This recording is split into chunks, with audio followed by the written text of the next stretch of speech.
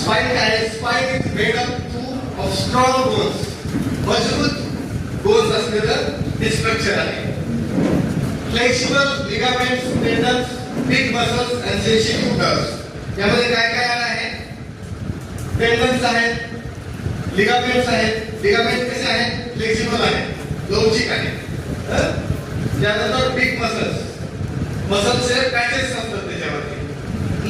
त्यानंतर sensitive nerves, त्याचं सगळ्यांचं कॉम्बिनेशन असते. Okay, it is design to be very strong to protect the delicate nerve roots and at the same time it is flexible action. हे कशा पद्धतीने design केलं असतं आपलं स्पाइन?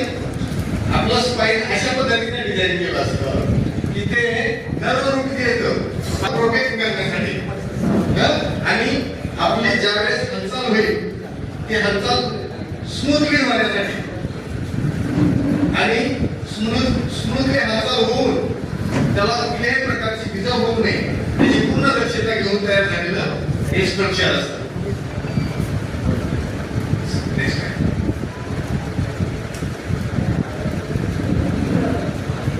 आता याची विभागणी आहे, ती विभागणी आपण या ठिकाणी थोडक्यात बघू. कारण आपल्याला हे स्ट्रक्चर सगळं माहित असणं गरजेचं आहे, त्यानंतर आपल्याला पुढे जाता येईल.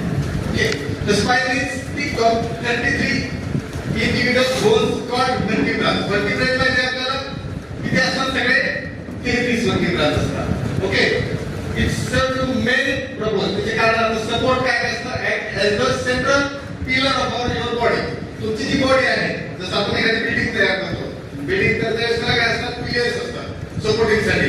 तसं सपोर्टिंग साठी आपलं हे आपल्या बॉडीचं काय आहे? पिलर आहे. पिलर आहे.